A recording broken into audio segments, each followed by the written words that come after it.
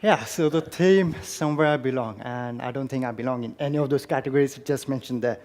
So, am I the only one who's having Linkin Park in the head, or yeah? See, again, I don't belong then. That's just me then. Um, so where do I start? I come from India, as my name would suggest, and that place is a cocktail of identity crisis. Uh, so I was raised in that condition where I'm not in, don't have one identity, I have different identities, but I can still associate with those identities. So I never really felt belonging to anyone, yet I felt belonged. Uh, it does not mean that you should belong somewhere, even if you don't, that's a good thing, because that keeps you unique, that gives you your individuality, that keeps you different from the rest. I mean, there's 1.2 billion of us, and it's good to be different.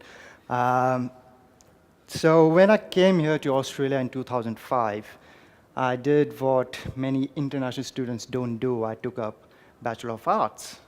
I did history of all the subjects. I did government and political science.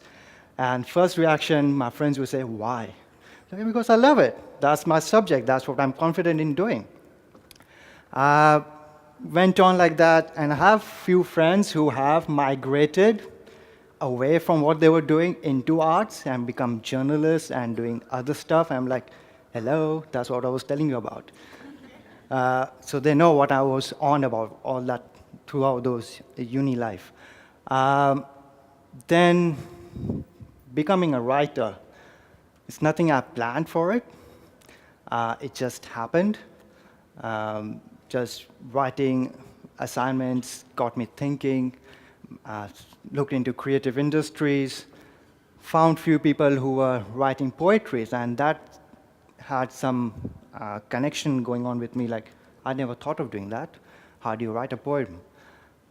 Got a few mates who keep putting up blogs in poetry, and they say, capture one emotion. Again, for me, it's hard. I don't have one emotion in my head or in me.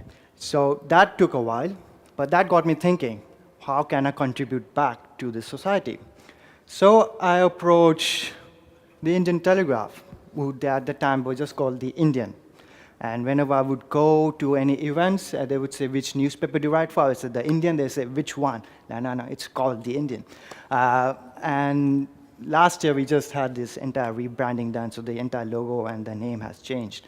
But last year was also the time when they made me the editor. Again, I don't think I belong to that space, but the management found that my writing skills are good. That's something they are looking forward, that they keep looking for, sorry, and it's something that keeps the readers engaged. Well, good.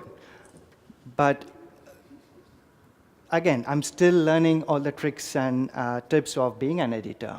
There's always a constant challenge. People keep calling me up. You did not put that article. I say, yeah, it's my decision. I don't want to put that article.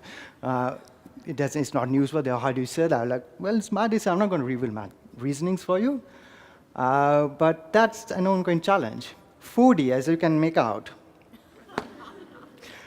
High metabolism or thank you, Dad, I don't know. But it's been in the family. We keep eating, and don't put on weight. But I love to eat.